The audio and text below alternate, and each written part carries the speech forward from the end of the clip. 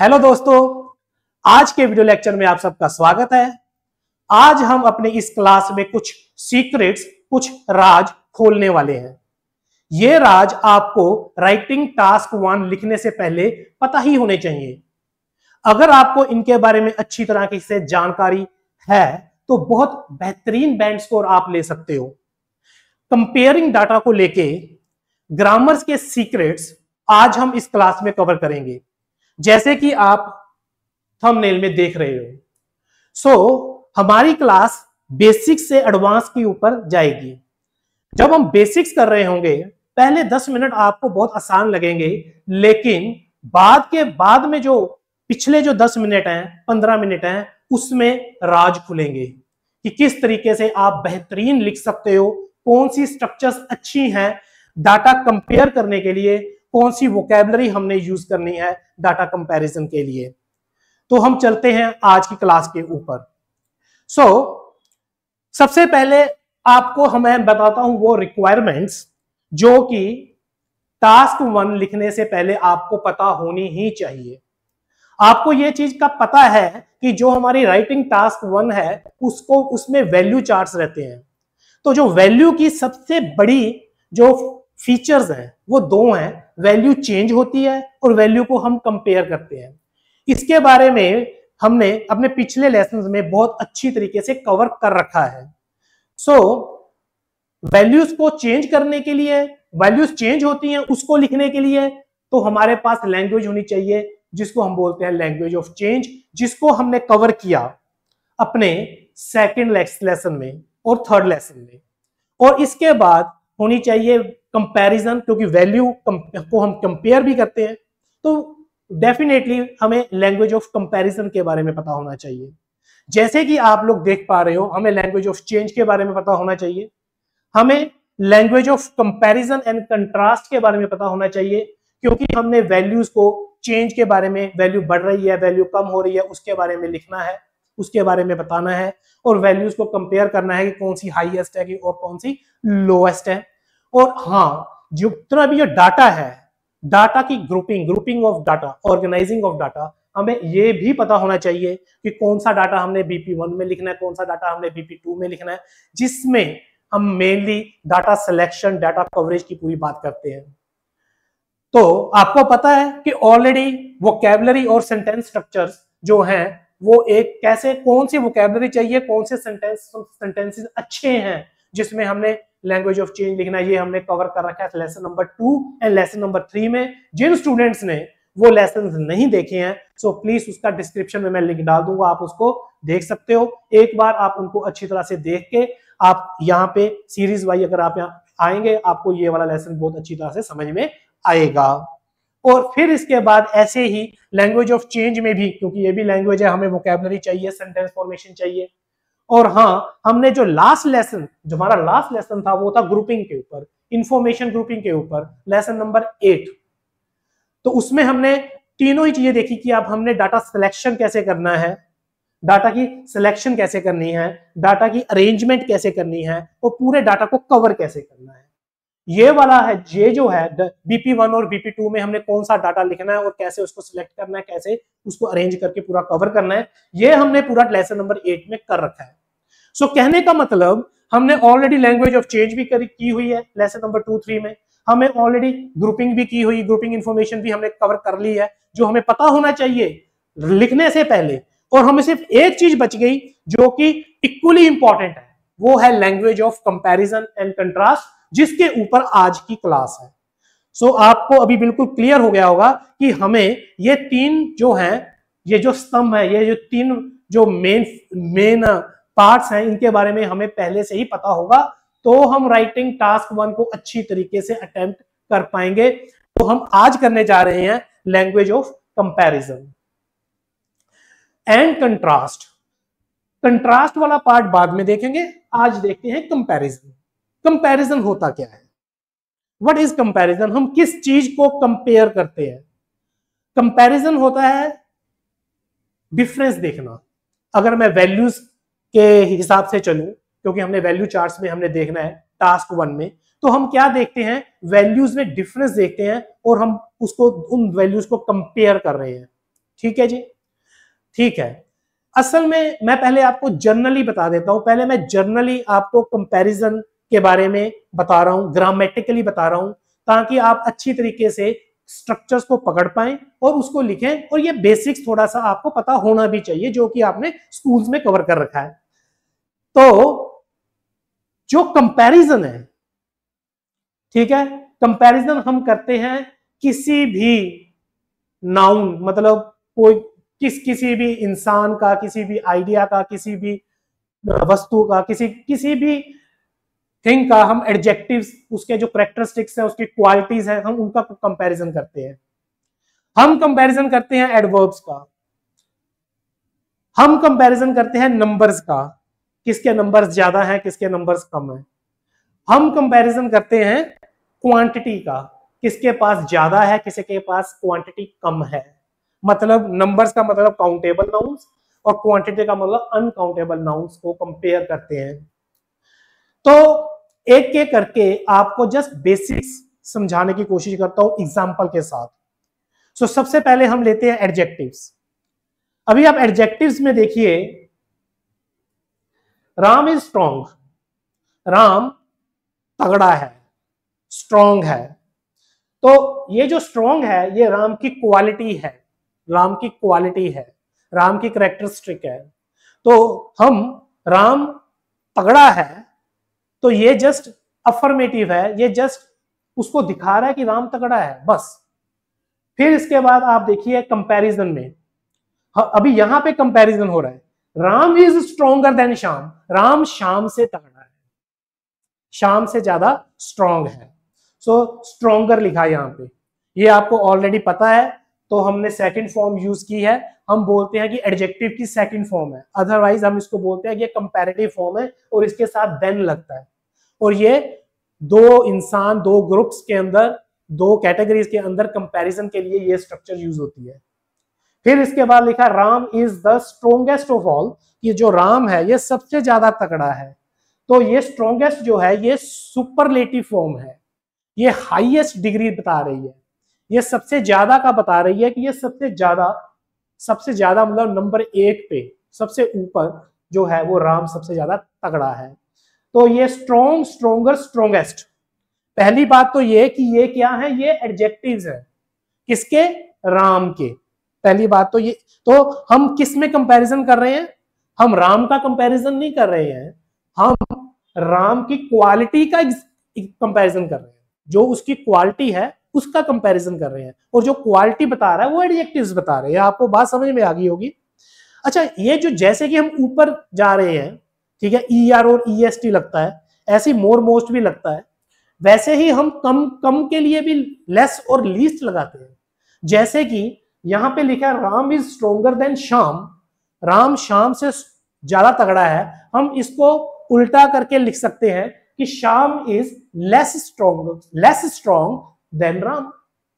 मतलब Shyam is less strong than Ram, कि वो कम तगड़ा है। या फिर सबसे कम तगड़ा है, द लीस्ट स्ट्रॉन्ग, तो मैं कहूंगा Shyam is the least strong of all, ये सबसे कम जो है, सबसे कम तगड़ा है। तो हम सुपरलेटिव और कंपैरेटिव, वो अभी कंपैरेटिव स्ट्रॉन्गर भी है और लेस स्ट्रॉन्ग भी है, स्ट्रॉन्गर भी है और लेस स्ट्रॉन्ग भी है। और यहां पे मैं आपको एक बात बता दूं, ठीक है, कि हम लोग जहां पे लिखा हुआ है लेस स्ट्रॉन्ग, इसकी जगह पे आप इसका जो एक वर्ड में आप लिख सकते हो अपोजिट वर्ड, वो लिख सकते हो वीकर, WEAKER, वीकर, वो कमजोर है। सो लेस स्ट्रॉन्ग का मतलब है वीकर। ऐसे ही द लीस्ट स्ट्रॉन्ग का मतलब है वीकेस्ट। सो आप ऐसे लिख सकते हो कि आप ऐसे लिखोगे तो ज्यादा अच्छा है, Shyam is weaker then Ram, जहां फिर Shyam is weakest of all. सबसे, जब हम सुपरलेटिव फॉर्म लगाते हैं तो उसके साथ जो मैक्सिमम जो प्रेपोजिशन लगती है वो ऑफ लगती है, ठीक। So strongest of all, weakest of all, तो ये सुपरलेटिव होगी। The least strong of all superlative होगी। ऐसे ही लेस स्ट्रॉन्ग, स्ट्रॉन्गर और वीकर, ये जो है ये कंपैरेटिव फॉर्म्स होगी। तो ठीक है, आपको ये समझ में आ गया कि हम क्वालिटीज का, किसी की भी क्वालिटी, कोई लंबा है, कोई हेल्दियर है, कि कोई अच्छा है, किसी का कलर अच्छा है, ज्यादा है, कम है, तो क्वालिटी है, सिर्फ जो क्वालिटी है, एडजेक्टिव्स है, हम उनका कंपैरिजन करते हैं। तो ये हो गया कंपैरिजन की फर्स्ट। और दूसरे नंबर पे ये सिंपल जो स्ट्रक्चर्स हैं ये आपको पता ही है, लेकिन आप इनको अच्छी तरीके से रिवाइज कर लीजिए। ठीक है, कि हम ऊपर की साइड में भी जाना है और नीचे की साइड में भी आना है। हम इस चीज का आइल्स में भी ध्यान रखना है कि हम जब भी कंपैरिजन करेंगे तो हम मोर मोस्ट मतलब ER EST भी लगाना है, और इसके बाद लेस लीस्ट नीचे की क्वालिटीज दिखानी है इक्वली। तो आगे देखते हैं। आगे देखिए एडवर्ब्स। एडवर्ब्स कौन से होते हैं? एडवर्ब्स वो होते हैं कि जो वर्ब को मॉडिफाई करते हैं। ठीक है, आप एग्जांपल देखिए, Ram responded quickly to the answer. Ram ने रिस्पॉन्ड किया। रिस्पॉन्ड किया मतलब राम ने प्रतिक्रिया दी अपनी, राम ने उत्तर दिया। ठीक है, राम ने उत्तर दिया क्विकली, झट से। ठीक है, झट से उत्तर दिया। ठीक है, अब झट से क्विकली क्या किया? क्विकली रिस्पॉन्ड किया। आप देखो ये जो क्विकली है ये रिस्पॉन्ड के लिए लगा है, ये क्विकली राम के लिए नहीं लगा हुआ, ये इसको मॉडिफाई कर रहा है। सो इसलिए क्योंकि ये वर्ब है इसलिए ये क्या है? ये एडवर्ब है, एडवर्ब है। सो हम एडवर्ब्स को करते हैं, ठीक है, कि इसने झट से किया, इसने ज्यादा तेजी से किया, किसी और से या सबसे तेजी से आंसर दिया, क्विकली रिस्पॉन्ड किया, प्रतिक्रिया दी। ठीक, तो टू द आंसर किस चीज को अपनी इसने प्रतिक्रिया दी? आंसर की। ठीक है, ओके, टू द आंसर और टू द क्वेश्चन व्हाटएवर, उसके ऊपर इसने अपनी रिस्पॉन्ड किया, उसने अपनी प्रतिक्रिया दी। अच्छा, राम रिस्पॉन्ड क्विकली, और यहाँ पे जस्ट फर्स्ट फॉर्म है जिसको हम अफर्मेटिव बोल रहे हैं, और हमारा पूरा ध्यान क्विकली के ऊपर है, एडवर्ब्स के ऊपर है। अभी आप देखिए, Ram responded more quickly to the answer than Shyam.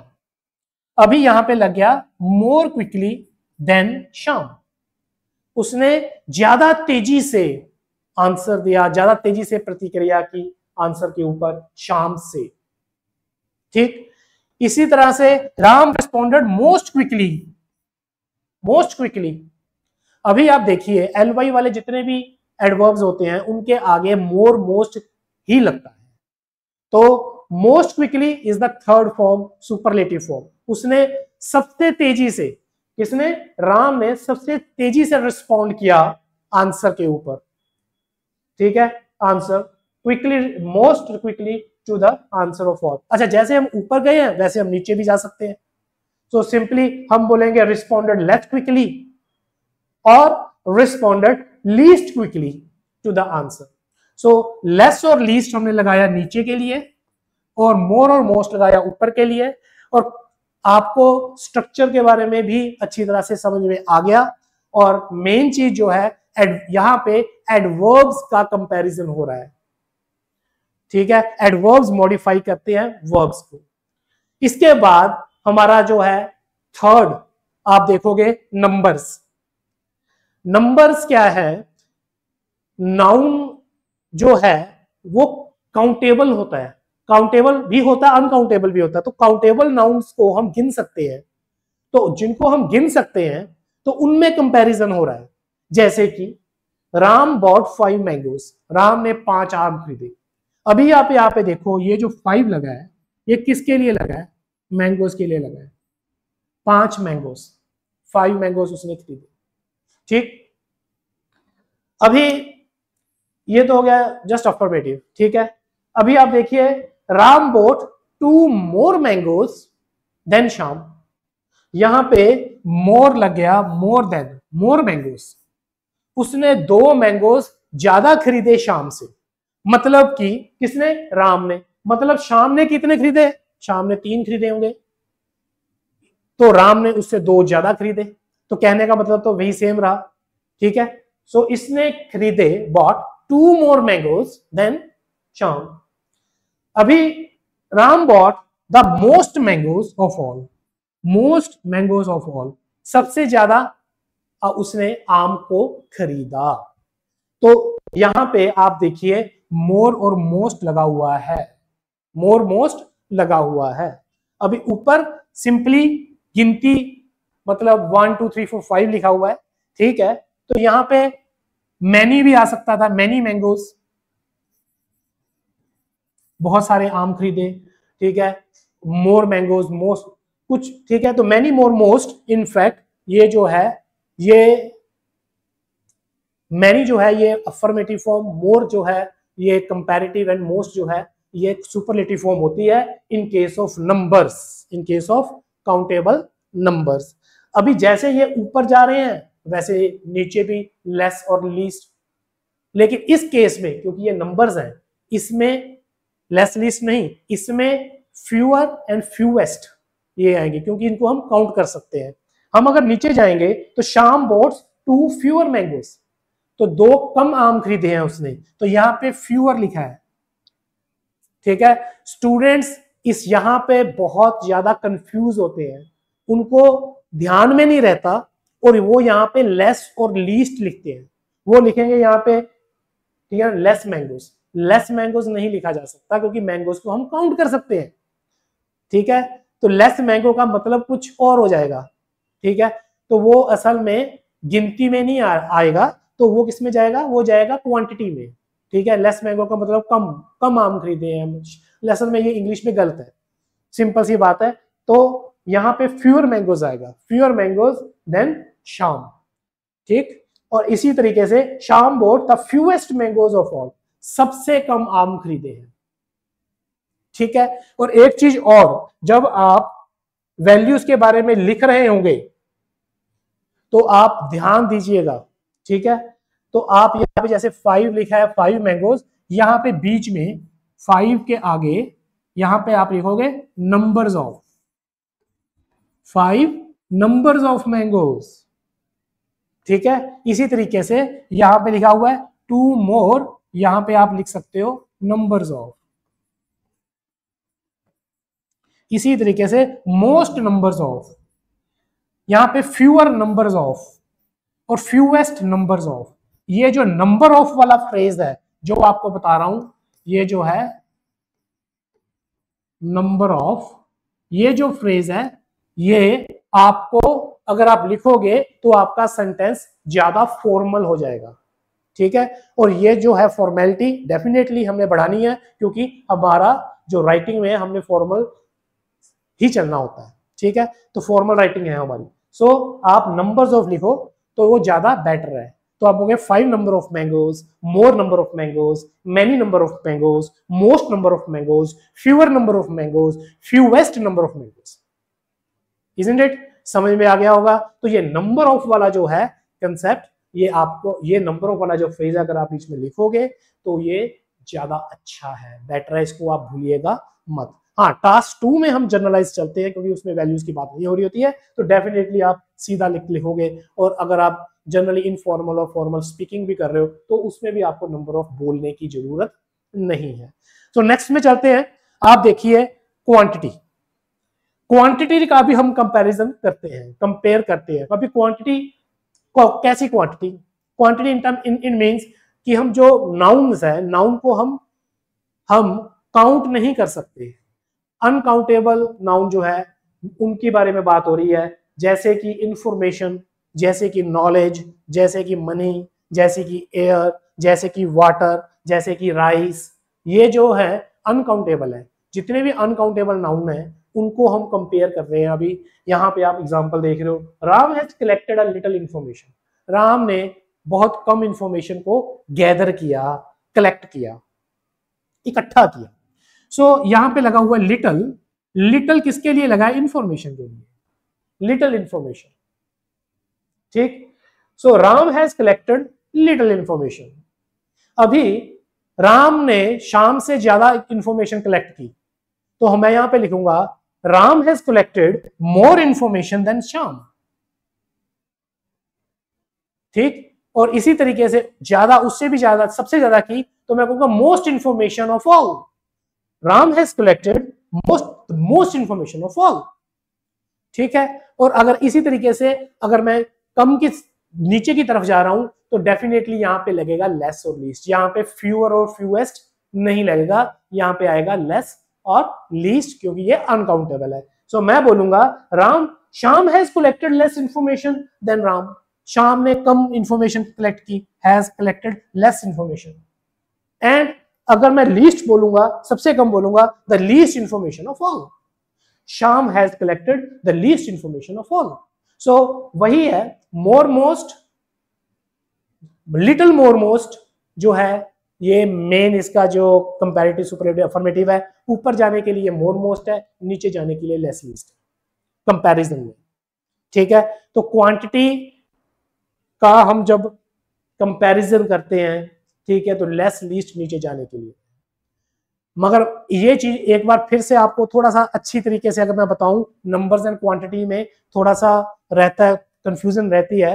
तो आप यहां पे देखिए जो नंबर है many more most, this is affirmative, पहली फॉर्म, दूसरी form, third form. Many more most जिसको हम काउंट कर सकते हैं, जैसे कि कोई भी एग्जांपल ले लो, जैसे कि हम वो बोलते हैं ये मेरे हाथ में पेन है तो मैं पेन नहीं लिख लेता हूं, ठीक है। हमारे पास मान लो कि नाउन जो है वो मैंने पेन लिख दिया।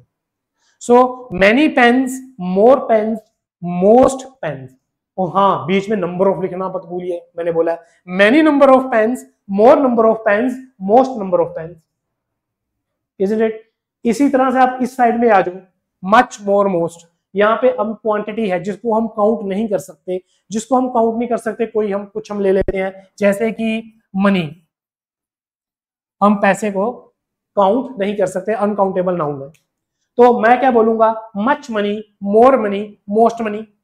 लेकिन यहां पे, हाँ मैं आपको भूल गया, यहां पे आपने फ्रेज लगाना है अमाउंट ऑफ। यहां पे आपने क्या फ्रेज लगाना है, अमाउंट ऑफ। आप लिखिए क्या, much amount of money, more amount of money, most amount of money. अगर मैं अपनी पिछली स्लाइड पे जा रहा हूं, वापस पिछली स्लाइड पे जा रहा हूं, इस स्लाइड में यहां पे जहां पे क्वांटिटी लिखी हुई है, यहां पे जो मैं आपको बताना भूल गया वो ये है कि ये लिटिल और इंफॉर्मेशन के बीच में आप यहां पे लिखिए अमाउंट ऑफ। मैं बोलूंगा कि Ram has collected a little amount of information. इसी तरीके से यहां लिखूंगा more amount of information, the most amount of information. जो फ्रेज है वो है amount of for quantity, quantity of भी लिख सकते हो, ठीक है ना, लिटिल क्वांटिटी ऑफ इंफॉर्मेशन, लेकिन amount of is the better phrase. So Ram has collected a little amount of information, Ram has collected the more amount of information than Shyam. तो ये जो है अमाउंट ऑफ, ऐसे ही जब हम डाउन साइड जा रहे हैं तो लेस अमाउंट ऑफ यहां पे, एंड द लीस्ट इस साइड पे अमाउंट ऑफ आप लिख सकते हो। लिख सकते हो नहीं, आपने टास्क 1 में लिखना है, इजंट इट, ज्यादा फॉर्मल हो जाएगा, ठीक। सो अमाउंट ऑफ लिखना है क्वांटिटी के टाइम, और नंबर ऑफ लिखना है नंबर्स बताते हुए, ठीक है जी। सो ये वाली जो मैंने नेक्स्ट जो है आपको ये बताई, यहां तक हो गया। अमाउंट ऑफ जो है, अब जैसे कि मनी है तो मैं बोल रहा था कि much amount of money, more amount of money, most amount of money. Okay, next देखिए, अगर मैं नीचे की साइड में जा रहा हूं, डाउन जा रहा हूं, कम के लिए कंपेयर कर रहा हूं, तो वहां पे फ्यू, फ्यूअर, फ्यूएस्ट। मैं बोलूंगा few pens, fewer pens, fewest pens. मतलब few number of pens, fewer number of pens and fewest number of pens. इसी तरीके से इधर होगा लिटिल, लेस, लीस्ट। मैं बोलूंगा लिटिल मनी, अभी बोलोगे आप little money, little amount of money लगाओ आप बीच में amount of, little amount of money, less amount of money and least amount of money, isn't it? So less amount of money than someone, the least amount of money of all. आपको समझ में आ गया होगा।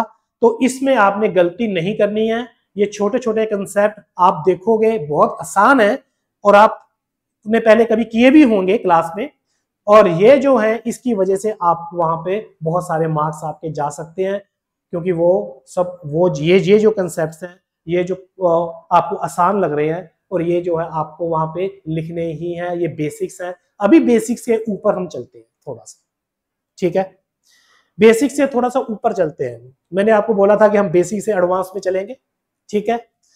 तो अभी हम करने जा रहे हैं डिग्रीज को चेंज, जो कि आइल्स की रिक्वायरमेंट है।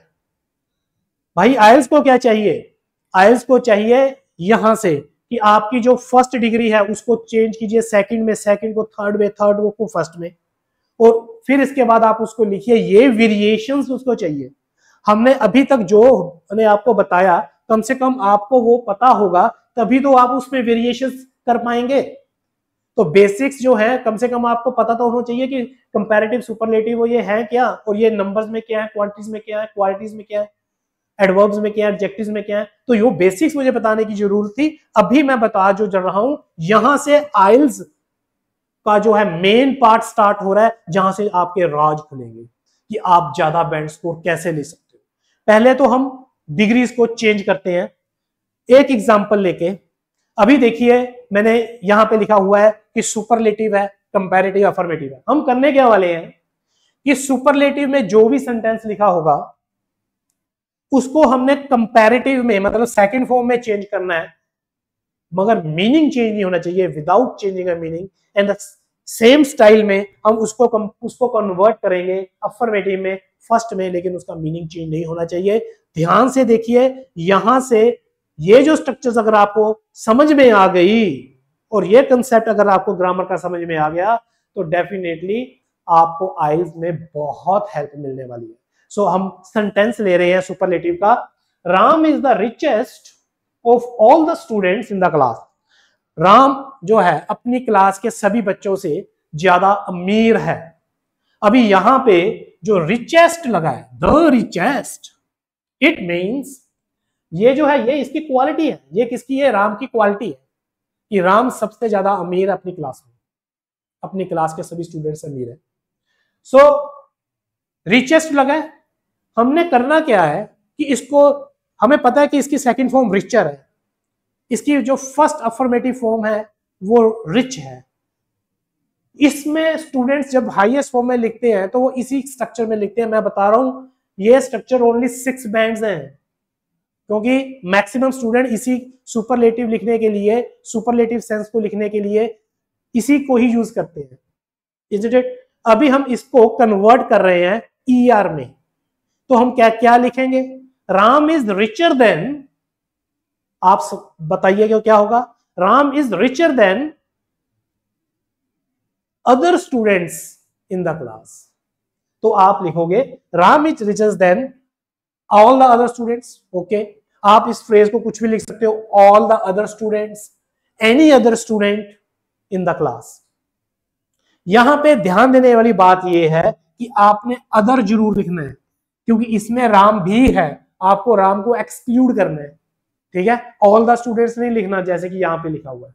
आप ऐसे मत लिखना, गलती होगी वो। और ये एक कॉमन मिस्टेक है जो स्टूडेंट्स करते हैं, वो लिखेंगे Ram is richer than all the students in the class, of all the students in the class, richer than all the students in the class. All the students नहीं, all other students in the class, all the other students. अपने आप को छोड़ दो, राम को निकाल दो, exclude करो, all other students in the class, ये लिखना है। या फिर कोई और phrase, any other student in the class, isn't it? So अभी क्या करना है, ये जो रिचर है, अभी इन दोनों का मतलब बिल्कुल सेम है, इजंट इट? तो ये भी ठीक है, आपको इजीली पता चल गया। लेकिन हम रिचर को रिच लिखना है अभी, ठीक है? और उसका मतलब चेंज नहीं होना चाहिए। तो उसको कैसे लिखेंगे? इसमें इसको लिखने के लिए एक स्पेसिफिक वे है, आप इसमें यूज करेंगे एज, इजंट इट? तो ग्रामेटिकली जो मैं आपको वे बता रहा हूं, तो इसको आप लिखेंगे एज के साथ। ये जो नीचे वाला जो अभी सेंटेंस होगा उसको एज, एडजेक्टिव एज, यहां पे जो भी आप एडजेक्टिव जहां फिर एडवर्ब होगा, इजंट इट, वो फर्स्ट डिग्री का होगा। सो मैं यहां पे लिखूंगा no other student is as rich as के बीच में, no other student is as rich as Ram in the class. No other student is as rich as, यहां पे एज और एज लगा है, इन दोनों के बीच में आपने फर्स्ट फॉर्म लगाई है। कोई और स्टूडेंट इतना अमीर नहीं जितना कि राम क्लास के अंदर, अपनी क्लास में। सो यहां पे एज की जगह पे यहां पे आप सो भी लगा सकते हो, तो सो एज वाला जो है ये भी बिल्कुल ठीक है। No other student is so rich as Ram in the class, ये भी बिल्कुल ठीक है। सो आपने समझ लिया, ठीक है। अभी ये तीनों सेंटेंस का मतलब बिल्कुल सेम है, लेकिन ये तीनों आइल्स में अलग अलग बैंड्स को रखते हैं। इसका जो लेवल है मैं पहले बता रहा हूं 6 है, और ये जो है 6.5 के आसपास है, तो डेफिनेटली ये जो है 7 प्लस है। क्यों? क्योंकि इसमें जो लिखने का ये जो स्टाइल है, ठीक है, ये बहुत यूनिक है। ये जो है एज रिच एज करके जो लिखना है, ठीक है, बहुत कम स्टूडेंट्स इसको यूज करते हैं, और ये बहुत फॉर्मल स्टाइल है। हम इसको आमतौर पे बोलने के लिए यूज नहीं करते, ठीक है, इनफॉर्मली हम यूज इसको नहीं करते, ये ज्यादा फॉर्मल है, इसके ज्यादा बैंड्स को। तो अब हम चलते हैं इससे थोड़ा सा एडवांस, चेंज ऑफ डिग्री। जो हमने ये वाली एग्जांपल की है, ये तो बहुत सिंपल एग्जांपल है, हम थोड़ी सी एडवांस लेवल पे देखते हैं। देखिए अभी नेक्स्ट, अभी आप देखिए कि हमने हमारे पास जो सुपरलेटिव है, हमने एक सेंटेंस लिया, Chennai is one of the biggest of Indian cities, ठीक है। इसका मतलब क्या है? अभी अगर आप इसका मतलब ये सोच रहे हैं कि चेन्नई जो है वो सबसे बड़ी इंडियन सिटी है, तो ये गलत है। आप ध्यान से देखिए, यहां पे आपको दिख रहा है कि यहां पे वन ऑफ लिखा हुआ है।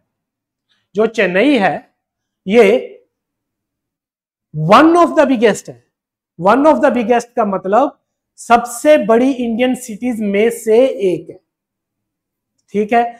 तो ये सबसे बड़ी इंडियन सिटीज में से एक है, और बिगेस्ट का मतलब ये है कि ये सुपरलेटिव चल रहा है। और वन ऑफ, यहां पे जो मेन जो है मैं आपको दिखाने की कोशिश कर रहा हूं, यहां पे लिखा हुआ है वन ऑफ। वन ऑफ मतलब में से एक, बड़ियों में से एक। अगर मान लो कि इंडिया की जो पहली 4 सबसे बड़ी सिटीज है, दिल्ली, मुंबई, कोलकाता एंड चेन्नई, उनमें से जो एक है वो चेन्नई है। Isn't it? समझ में आ गया? तो अभी इसको हमने चेंज करना है, इसको हमने चेंज करना है आगे किसमें? कंपैरेटिव में और अफर्मेटिव में। अभी कंपैरेटिव और अफर्मेटिव में अगर आपने इसको चेंज करना है, इज़न्ट इट, तो थोड़ा सा आपको ध्यान देना होगा कि यहां पे लिखा हुआ वन ऑफ, ये उस तरीके से नहीं होगा जो कि पिछली सिंपल एग्जांपल में था। अगर मैंने इसमें अभी बिगर को बिगर में मतलब लिखना है, आप ऐसे नहीं लिखोगे कि Chennai is bigger than other all other Indian cities. इसका मतलब क्या है? सभी दूसरी सिटी से बड़ी है, मतलब चेन्नई सबसे बड़ी है, इज़न्ट इट? तो ये ऑल अदर सिटीज नहीं लिखना, तो किससे बड़ी है? तो मैं बोलूंगा इसको Chennai is bigger than other most of the cities, ठीक है, ज्यादातर इंडियन सिटीज से बड़ी है। यहां पे आप मोस्ट ऑफ द सिटीज, क्योंकि अगर मैं आपको समझाने की कोशिश करूं, एक स्केल के हिसाब से समझाता हूं कि मान लीजिए, ठीक है, ये सबसे ऊपर वाली सिटीज है जो कि सबसे बड़ी है, और ये नीचे सबसे नीचे वाली सिटीज है। अभी ऊपर वाली सिटीज में से जो एक है वो चेन्नई है। ऊपर वाली सिटीज मान लो 3-4 सिटीज हैं यहाँ पे, इज़न्ट इट? उसमें से एक जो है वो चेन्नई है, ठीक है जी। अभी जो नीचे वाली, ये जो बाकी वाली जितनी भी सिटीज है, अगर मैं सिटीज को सिटीज के साथ ही कंपेयर करूं, तो मैं बोलूंगा कि ये जो नीचे वाली सिटीज है ये ज्यादातर सिटीज है, मैं बोलूंगा ये ज्यादा सिटीज है, और जो ऊपर वाली है वो बहुत कम सिटीज है, वेरी फ्यू सिटीज, बहुत कम सिटीज है। ऊपर वाले को मैं लिख देता हूं वेरी फ्यू सिटीज, जो ये वाली है बहुत कम सिटीज है, क्योंकि हम सिटीज को गिन पा रहे हैं। हमने पीछे देखा कि काउंटेबल नाउन है, तो यहाँ पे फ्यू लगेगा, few cities, few, fewer, fewest, isn't it? आप बोलेगे सम जो है वो भी वो है कि कुछ है, कुछ का मतलब बहुत कम को हम लिखने के लिए फ्यू लिखते हैं, सम जो है वो फ्यू से ज्यादा है, isn't it? So few cities, तो बहुत कम सिटीज जो हैं वो ऊपर है, जो सबसे बड़ी हैं, और जो ज्यादातर सिटीज हैं वो तो बच गई ना, तो वो मोस्ट ऑफ द सिटीज, जब मोस्ट सिटीज सबसे नीचे हैं तो कंपैरिजन हो रहा है फ्यू सिटीज का मोस्ट सिटीज के साथ। तो सेंटेंस देखिए क्या बन रहा है, सेंटेंस बन रहा है Chennai is bigger than most other Indian cities, isn't it? यहां पे लगा है मोस्ट अदर सिटीज, ये ज्यादातर, मोस्ट ये जो लगा हुआ है मोस्ट सिटीज से बड़ी है, ये जो है इनसे बड़ी है, और अदर लगाया है क्योंकि चेन्नई भी है उसके अंदर, इंडियन सिटीज के अंदर चेन्नई भी है। जैसे मैंने आपको बताया था कि जो स्टूडेंट्स हैं वो इसको अक्सर नहीं लिखते, अदर को भूल जाते हैं, वो मोस्ट ऑफ द सिटीज लिख देंगे, isn't it? चलो ठीक है, अभी हम आते हैं यहां पे बिगर का, जो हमने माना बिग। चलो आपको ये तो पता है कि हम एज बिग एज करके लिख देंगे, सो बिग एज करके लिख देंगे, हम लिख देंगे, लेकिन ये नहीं लिखेंगे कि no other city is as big as Chennai, फिर तो इसका मतलब ये हो जाएगा कि कोई भी सिटी नहीं है, isn't it? तो नो अदर सिटी नहीं लिखना है, तो यहां पे क्या लिखेंगे, वेरी फ्यू सिटीज, क्योंकि ऊपर वाली कुछ सिटीज ऐसी है उतनी ही बड़ी हैं जितनी की चेन्नई, तो हम लिख रहे हैं very few Indian cities are as big as Chennai. आप देखोगे, बोलोगे इसको, सेंटेंस को देख के अगर आपने अच्छी तरीके से इसको समझा तो, कि ये सब कुछ जो है ये वन ऑफ की वजह से है, ये जो यहां पे वन ऑफ लगा हुआ है, वन ऑफ, सीधा लिखा होता Chennai is the biggest city, biggest of all Indian city, काम हो गया था, सबसे बड़ी है। अभी लिख देंगे वन ऑफ द बिगेस्ट, अभी इसका मतलब क्या हो गया कि में से एक है, तो बात जो है उस पे फर्क पड़ गया, ठीक है। तो वन ऑफ लगाने से की वजह से हमें यहाँ पे मोस्ट लगाना पड़ा, हमें यहाँ पे वेरी फ्यू लगाना पड़ा, isn't it? अभी आपको ये वर्ड्स लगाने आने चाहिए, इनके बारे में आपको पता होना चाहिए, इस तभी तो आप बिल्कुल एग्जैक्टली उसको कन्वर्ट कर पाओगे नेक्स्ट सेंटेंसेस के बीच में। मैं बता दूं आपको, ये 7 बैंड वाले हैं, 7.5 प्लस के जो सेंटेंसेस हैं फॉर्मेलिटी के हिसाब से और आपके आइल्स के हिसाब से, isn't it? तो अभी वो सीक्रेट ग्रामर की सीक्रेट्स जो है वो आपके एक एक करके आपके सामने आ रहे हैं, तो ये ही सीक्रेट्स हैं जो आपको पकड़ने हैं, और इसको हम अप्लाई करेंगे बिल्कुल जब हम राइटिंग कर रहे होंगे। तो वन ऑफ, मोर, मोस्ट और वेरी फ्यू जो है इनको बोलते हैं मॉडिफायर्स। क्या बोलते हैं? ये हैं मॉडिफायर्स, मॉडिफायर्स। अभी मॉडिफायर्स मतलब कि ये मॉडिफाई करते हैं, ठीक है, सुपरलेटिव कंपैरेटिव को, और थोड़ी बहुत ऊपर नीचे ट्यूनिंग करनी है, एक्यूरेट डाटा बताना है, तो हम इनको यूज करते हैं। तो डेफिनेटली आपको मॉडिफायर्स के बारे में पता होना चाहिए अगर आपको अच्छी तरीके से आपने कंपैरिजन की लैंग्वेज को हैंडल करना है। तो अभी हम नेक्स्ट देखेंगे मॉडिफायर्स, और मैं आपको बता दूं, मैं आपको लिस्ट ऑफ मॉडिफायर्स दे रहा हूं यहां पे, इसके आप बिल्कुल नोट्स बना लीजिए।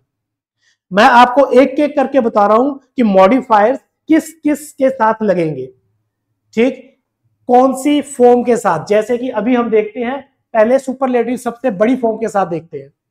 सबसे बड़ी फॉर्म, हमने एक सेंटेंस लिया, Ram is the most intelligent student in the class. अभी यहां पे लिखा हुआ है मोस्ट इंटेलिजेंट, मतलब it is the superlative form, सबसे ज्यादा इंटेलिजेंट है अपनी क्लास में। अभी आप देखिए कि मॉडिफायर्स के साथ कैसे सेंटेंस का मीनिंग चेंज होता है, कैसे सेंटेंस का मीनिंग कम से लेके ज्यादा तक, ऊपर से लेके नीचे तक चेंज हो रहा है, और आपको उसका सिग्निफिकेंस यहां से पता चलेगा। सो अभी हम इसके साथ मॉडिफायर्स कौन से लगते हैं, अभी हमने जो देखा वो देखा वन ऑफ, हमने यहां पे देखा, हमने लगाया था वन ऑफ, हमने ये मॉडिफायर लगाया। कहां पे लगाया? राम इज वन ऑफ, यहां पे लगाया, ठीक है। द जो है ये यहां पे ऑलरेडी लगा हुआ है, तो हमने अगर हम ऐसे बोले Ram is one of the most intelligent students, यहां पे एस लग जाएगा, फिर एस लग जाएगा अगर ज्यादा में से एक, ठीक है। तो one of the most intelligent students, यहां पे एस लग जाएगा इन द क्लास, तो इसका मतलब चेंज हो गया। इसका मतलब ये हो गया कि जो राम है वो सबसे ज्यादा इंटेलिजेंट स्टूडेंट्स में से एक है। अभी वो सबसे इंटेलिजेंट नहीं है, यहां पे मैंने लिखा हुआ था Ram is the most intelligent student in the class, सबसे ज्यादा है, लेकिन अभी उसका मतलब हो गया सबसे ज्यादा में से एक है। Ram is one of the most intelligent students in the class, तो हमने लगाया वन ऑफ द। एक तो मॉडिफायर ये है। दूसरा जो मॉडिफायर है, सेकंड मॉडिफायर, आप एक से ज्यादा है अगर कोई, तो हम लगाएंगे some of the. Some of the, मान लो राम के साथ श्याम भी है, जो हमारे पास जो सब्जेक्ट है, सब्जेक्ट प्लूरल है, एक से ज्यादा है, ठीक है। राम के साथ श्याम भी है, मैं बोलूंगा राम एंड श्याम आर, अभी टू ऑफ द नहीं। कहीं आप बोलोगे हाँ भी राम और श्याम दो है, तो हम बोल देंगे two of the most intelligent student in the class. अगर मान लो कि राम एंड श्याम एंड गौरव कोई तीसरा भी है, तो आप बोलोगे are the three of the most intelligent student in the class. ऐसा नहीं है, अगर एक से ज्यादा हो गया तो उसको बोलेंगे some of the. Some of the, तो यहां पे सम ऑफ द आ सकता है अगर सब्जेक्ट प्लूरल है तो। और तीसरे नंबर पे यहां पे जो है नंबर्स के हिसाब से यहां पे आएंगे ऑर्डिनल्स। क्या आएंगे? Ordinal numbers. अभी ऑर्डिनल नंबर्स कौन से होते हैं, क्या आपको इसके बारे में पता है? क्या आपको पता है कि कार्डिनल, ऑर्डिनल एंड मल्टीप्लिकेटिव, ये तीन तरह के जो डिवीजन है नंबर्स की, इसके बारे में आपको पता है? नहीं पता है तो जस्ट आपको यहाँ पे मैं जस्ट हल्का सा ब्रीफ दे रहा हूं कि ये जो नंबर की जो टाइप्स हैं, ये है कार्डिनल, ऑर्डिनल एंड मल्टीप्लिकेटिव, तीन तरह की। जो कार्डिनल होती है, इसकी जो काउंटिंग है, ये जो नंबर्स हैं ये होते हैं सिंपल 1 2 3 4 5 6 ऐसे। जो ऑर्डिनल नंबर्स रहते हैं ये रहते हैं फर्स्ट सेकंड थर्ड फोर्थ, ठीक है, fifth six, first second third fourth fifth six 7 8 9 10 ऐसे करके जो हमारी काउंटिंग है, जो हमारे नंबर्स बताने का तरीका है, टाइप है, उसको बोलते हैं हम ordinal.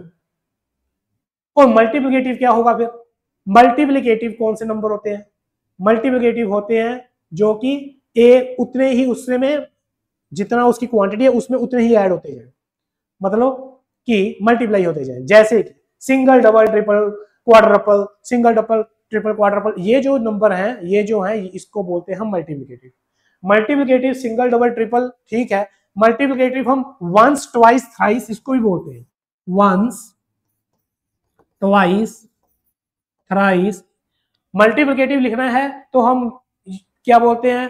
To folds, three folds, two times, three times, ठीक है ना, टू टाइम्स, ठीक है, थ्री टाइम्स, और टू फोल्ड्स,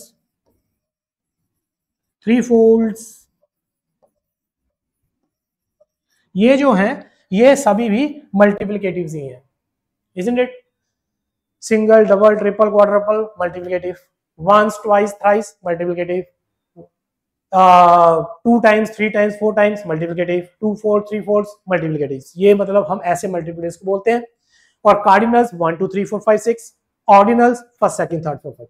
समझ आ गया? और इस केस में मैंने यहाँ पे क्या लिखा, लगते हैं ऑर्डिनल्स। तो ऑर्डिनल्स जो हैं, जैसे कि फर्स्ट को लगाने की जरूरत ही नहीं है। क्यों नहीं लगाना? क्योंकि सबसे जो है उसको हम सीधा ही लिखेंगे, Ram is the strongest, Ram is the most intelligent student in the class, सीधा ही लिख देंगे, isn't it? हाँ, सेकंड से हम लगा, इसमें जो है सेकंड से जो है वो हम लोग सेकंड थर्ड फोर्थ ये हम इसमें लिखते हैं। तो वो कहां पे आएंगे?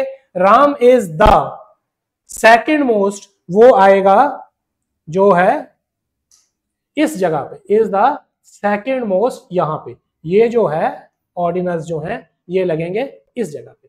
मैं बोलूंगा Ram is the second most intelligent student in the class. इसका मतलब राम सबसे ज्यादा नहीं है, ये भाई दूसरे नंबर पे सबसे ज्यादा इंटेलिजेंट है। मैं बोल दूंगा is the third most intelligent student in the class, कि ये तो तीसरे नंबर पे सबसे ज्यादा इंटेलिजेंट है। आप देखिए कि अभी क्या है, इसका रैंक कम हो रहा है। अभी जो क्वालिटी है उसमें आप कम ज्यादा कर रहे हैं। is one of the most intelligent student in the class, some of the most intelligent students in the class, is the second most intelligent student in the class. ये जो आप जो ये जो है ये मॉडिफायर्स हैं, और इसमें कुछ ज्यादा और मॉडिफायर्स नहीं लगते। ये 3 टाइप के जस्ट मॉडिफायर्स हैं। हाँ, एक जो आप बोल सकते हो यूनिवर्सल, जस्ट आप काम खत्म करना है तो बात यहां पे लिख दो नॉट, ठीक है, इज नॉट यहां पे, तो यहां पे आएगा Ram is not the most intelligent student in class, वो सबसे इंटेलिजेंट स्टूडेंट क्लास में नहीं है। सो ये जो हम नॉट लगाते हैं ना, जो हम नेगेटिव सेंटेंस बनाने के जो हम नॉट लगाते हैं, ठीक है ना, तो असल में वो, ठीक है, एज अ, जैसे कि मैंने आपको बताया, एज अ मॉडिफायर काम करता है, ठीक है। तो आप नॉट भी यहाँ पे लगा देंगे तो इसका मतलब चेंज हो जाएगा। तो वैसे ये तो सबको पता ही है, लेकिन इन तीनों के बारे में आपको अच्छी तरीके से पता होना चाहिए। अभी चलते हैं हम नेक्स्ट। नेक्स्ट जो है मैं आपको यहाँ पे अभी हम जो बता रहे हैं मॉडिफायर्स, वो है कंपैरेटिव्स के साथ, ठीक है। सेकंड फॉर्म का सेंटेंस यहाँ पे आपके सामने, Ram is a more intelligent student than Shyam in the class. वो श्याम से ज्यादा इंटेलिजेंट स्टूडेंट है, मोर इंटेलिजेंट। पहले हमने बोला था मोस्ट इंटेलिजेंट, अभी है मोर इंटेलिजेंट सेकंड डिग्री, ठीक है जी। अभी सेकंड डिग्री के साथ कौन कौन से लगते हैं यहां पे? सिंपल एक, अगर क्या हो रहा है, कंपैरिजन हो रहा है, असल में वो क्या रहा है, कंपैरिजन हो रहा है, ठीक है। एक साइड में राम है, एक साइड में श्याम है।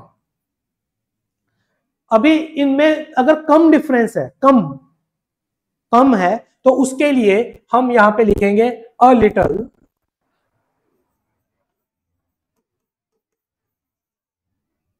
इजंट इट, और ये कहां पे आएगा, इज यहां पे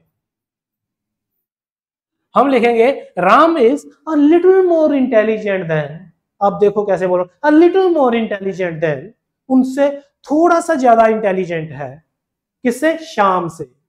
तो देखिए मैंने यहां पे अ लिटिल लगाया, मतलब इन दोनों में डिफरेंस बहुत कम है। मान लीजिए कि डिफरेंस ज्यादा है, तो मैं यहां पे लिखूंगा लिटिल की जगह पे मच।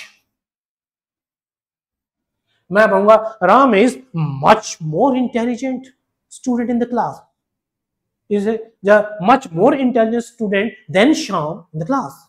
सो अगर मच लगाया, मच का मतलब है ज्यादा, और अगर बहुत ज्यादा इनमें डिफरेंस है, हम बता रहे हैं कि बहुत ज्यादा इंटेलिजेंट है भाई, सो यहां पे मैं लिखूंगा अ लॉट, और आप लिख सकते हो फार, लिख सकते हो अ ग्रेट डील। आप लिख रहे हो Ram is a little more intelligent, sorry, a lot more intelligent, he is far more intelligent, far more, फिर अ निकल जाएगा, अ नहीं लगाना, ठीक है। he is a far more intelligent, a great deal more intelligent, ठीक है, बहुत ज्यादा है। आप देखिए आपके एक्सप्रेशन भी चेंज हो जाएंगे, बोलने की सेंस, टोन सब चेंज हो जाएगा। तो बहुत कम है, ज्यादा है, बहुत ज्यादा है, a little, much, far, a great deal, a lot। इसको आपने अगर और फॉर्मली लिखना है, ly की सेंस में लिखना है, तो लिटिल की जगह पे आएगा स्लाइटली, SLIGHTLY, आप लिखो स्लाइटली। आप लिखोगे Ram is a slightly more intelligent, a little more intelligent, a slightly more intelligent। अच्छा, राम इज सिग्निफिकेंट, इसको considerably, he is considerably more intelligent, he is much more intelligent, and इस इन तीनों के लिए आप लिख सकते हो is significantly, he is significantly more intelligent student in the class। so आपने देख लिया, और ये जो है यहां पे आप लगाओगे तो देखो थोड़ा ज्यादा, बहुत ज्यादा, देखो कैसे डिफरेंस आप देखोगे किस तरीके से मॉडिफायर्स इनको कंट्रोल कर रहे हैं, isn't it? फिर इसके बाद यहां पे क्या लगेगा, अगर मैं नंबर्स की बात करूं, ये नंबर्स फिर से आपके सामने, इजंट इट? इन नंबर में से अभी आप बताइए कि इसमें क्या लगेगा? इसमें लगेगा मल्टीप्लिकेटिव्स, इसमें कार्डिनल्स नहीं लगेंगे, ऑर्डिनल्स नहीं लगेंगे, इसमें लगेंगे मल्टीप्लिकेटिव, ये वाली साइड, इजंट इट? सो यहां पे मल्टीप्लिकेटिव्स लगेंगे, मल्टीप्लिकेटिव्स। मल्टीप्लिकेटिव्स आप यहां पे लिखो डबल, मैं कहूंगा Ram is double more intelligent, he is 3 time more intelligent then, आप समझ रहे हो? सो देखिए, तो यहां पे आप एग्जैक्टली बता रहे हो कि उससे डबल है, उससे 3 टाइम मोर है, उससे कितना ज्यादा है, in the in sense of, in क्या, इन टर्म्स ऑफ मल्टीप्लिकेटिव्स। सो और जो यूनिवर्सल है वो तो नॉट है ही, आप नॉट लगा दीजिए, राम इज नॉट ना, Ram is not more intelligent then Shyam. चल मेरे भाई नीचे, ठीक है? सो ऊपर से लेके नीचे तक, थोड़ा सा लेके ज्यादा तक जो आप कंट्रोल कर रहे हो कंपैरेटिव्स को, वो आप इन वर्ड्स के साथ कंट्रोल कर रहे हो, और इन वर्ड्स को बोलते हैं मॉडिफायर्स, जो कि है कंपैरेटिव्स के। अभी आप देखो, जो हमने पहले पढ़े वन ऑफ, सम ऑफ, वो इसमें नहीं आ सकते, और ये जो है उसमें नहीं जा सकते, ठीक है? तो इनकी आप थोड़ा सा लिस्ट बना लीजिए और इसको आप रख लीजिए, ठीक है? अपने पास रख लीजिए, आपको वोकैबुलरी मिल रही है, आपको ग्रामर मिल रही है, और ये जो है कैसे यूज करना है आपको उसका तरीका मिल रहा है, और ये सेम टू सेम जाके हम अभी टास्क 1 में जब हम लिखेंगे वहां पे यूज करने वाले हैं। तो और आप देखिए कि आपके पास कितने तरीके होंगे लिखने के लिए जब आप कंपैरेटिव को हैंडल करोगे, तो जब हम वैल्यूज को कंपैरिजन में लेके जाएंगे। अच्छा जी, इसके बाद आप देखिए अफर्मेटिव में, डेफिनेटली हमारे पास अफर्मेटिव्स है, फर्स्ट डिग्री है। फर्स्ट डिग्री को हम कैसे मॉडिफायर्स के साथ थोड़ा बहुत उसको एडजस्ट करते हैं, ठीक है? तो हमने सेंटेंस ले लिया एज वाला, ठीक, Ram is as intelligent as Shyam in the class, वो उतना ही इंटेलिजेंट है जितना कि श्याम क्लास के अंदर। समझ में आ गया? अभी हम इसको हम देखते हैं एज इंटेलिजेंट एज, ठीक। अभी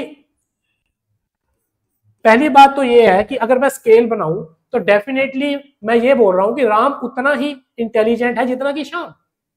अभी मैं इनमें ज्यादा कुछ नहीं कर सकता, थोड़ा बहुत इनमें हम ऊपर नीचे जो है मॉडिफायर के हिसाब से करेंगे, ठीक है? तो मैं यहां पे जो मॉडिफायर्स लगा रहा हूं वो क्या है, राम इज ऑलमोस्ट,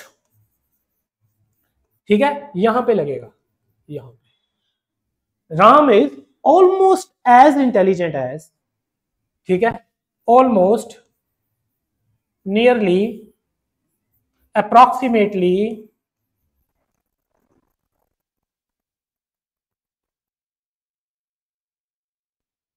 वर्चुअली, असल में वर्चुअली जो है वो इस यहाँ पे की वैल्यू के केस में यूज होता है, isn't it, वर्चुअली, और जैसे कि जस्ट, अभी हम बोल देते हैं, ठीक है ना, जस्ट अबव, जस्ट अंडर, ठीक है, वो वैल्यूज के लिए, ठीक। तो ये जनरल सेंस में जो अगर है जस्ट हो गया है, आप यूज कर सकते हो, ठीक। तो ये वाले जो ऊपर वाले हैं ये ज्यादा अच्छे हैं। तो Ram is almost as intelligent as Shyam, Ram is nearly as intelligent as Shyam, Ram is approximately as intelligent as Shyam, मतलब तकरीबन उतना ही इंटेलिजेंट है जितना श्याम। और हाँ, नॉट तो है, वो तो है ही, नाम is not as intelligent as Shyam, ठीक। तो ये वाले जो हैं ये है फर्स्ट के लिए, ठीक है, फर्स्ट डिग्री के लिए। जब आप कंपैरिजन फर्स्ट डिग्री में हो रहा है, जब आप अफर्मेटिव फॉर्म में हो, तो आप इनको यूज कीजिए। लेकिन जब हम फर्स्ट फॉर्म में होते हैं, isn't it, अगर मैं इनमें से बात करूं कौन से नंबर इसमें यूज हो रहे हैं, इसमें भी मल्टीप्लिकेटिव्स यूज होते हैं, इसमें भी मल्टीप्लिकेटिव्स यूज होते हैं। अभी मल्टीप्लिकेटिव सेकंड में भी यूज होते हैं, मल्टीप्लिकेटिव फर्स्ट में भी यूज होते हैं। तो मल्टीप्लिकेटिव्स मतलब आप यहां पे लिख सकते हो डबल, 2 टाइम्स, 3 टाइम्स आप लिख सकते हो। Ram is 2 times as intelligent as Shyam in the class, he is thrice as intelligent as Shyam in the class. तो ये स्ट्रक्चर मल्टीप्लिकेटिव्स को लेती है, एक्सेप्ट करती है, तो यहां पे मल्टीप्लिसिटी लग सकते हैं ये। Isn't it? ऑर्डिनल्स सिर्फ और सिर्फ सुपरलेटिव में लगते हैं और कार्डिनल्स किसी में भी नहीं लगते। ठीक है जी, समझ में आ गया पूरा का पूरा कंसेप्ट। ये जो फर्स्ट वाला जो अभी आप बोलोगे, हम जनरलाइज भी करते हैं, बहुत सारे वर्ड्स ऐसे रहते हैं जैसे कि उसमें हम जनरल सेंस में भी लिख सकते हैं, वो भी कंपैरिजन ही है और वो भी ठीक है। ठीक है, वो भी हमने आइल्स में दिखाना होता है। जैसे कि वर्ड्स होते हैं बोथ, सिमिलर, इक्वल, ठीक है ना, ऐसे जो वर्ड्स हैं, इजंट इट, आप ऐसे वर्ड्स यूज करके भी हम लोग कंपैरिजन करते हैं, इजंट इट। अगर मैं बोलूं, ठीक है, both Ram and Shyam are equally intelligent, समझ में आ गया? सो इक्वली इंटेलिजेंट, ठीक है, और पीछे इंटेलिजेंट जो है वो फर्स्ट फॉर्म में है, तो इसको हम बोलते हैं कि हमने जनरलाइज किया। ठीक, ओके, हमने बोल दिया the intelligence level of Ram and Shyam are equal, are similar. हमने बोल दिया both Ram and Shyam are intelligent, तो इन सब की जो मीनिंग है वो सेम है, Ram is as intelligent as Shyam. ठीक है, हमारे पास ये वेरिएशंस हैं। ठीक है, तो ये जो है आपके सामने वही लिखा है, Ram and Shyam are equally, यहां पे देखो इक्वली ले लिया, ठीक है, यहां पे बोथ ले लिया, both Ram and Shyam are intelligent, यहां पे the intelligence level of Ram and Shyam are same, are similar. तो ये जो वर्ड्स हैं, जनरलाइज करने वाले वर्ड्स हैं, ये भी हमने आइल्स के अंदर यूज करने होते हैं।